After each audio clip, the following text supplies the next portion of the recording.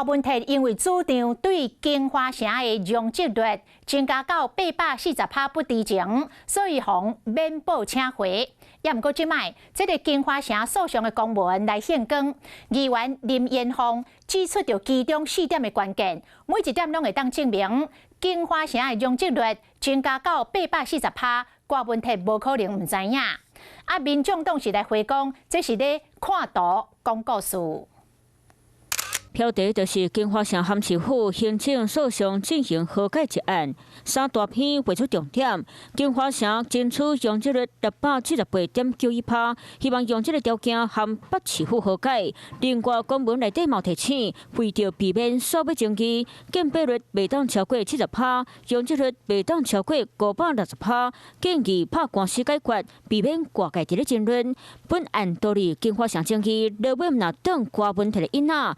2020年3月7日，搁亲笔写诉心诉决。柯文哲签合速审速决，那怎么会我们官司打赢了，你却给了840的超高容积？显然柯文哲的态度一变再变。议员这期反起反讨，民众党是回应国民特别参与相关审议过程，当然唔知影过程是啥，未讲真够看图广告，议员要义的搁唔哪济。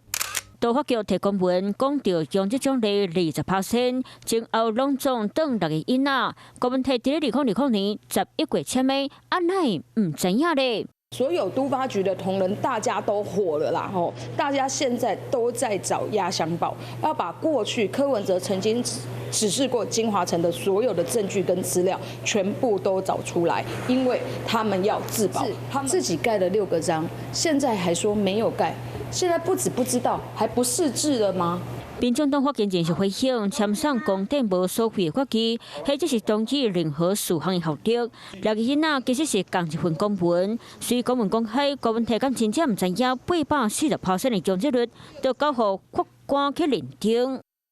Hello， 我是蒋欣梅，想要抢先掌握最及时的新闻资讯吗？赶快订阅、按赞、开启小铃铛，锁定华视新闻 YouTube 频道。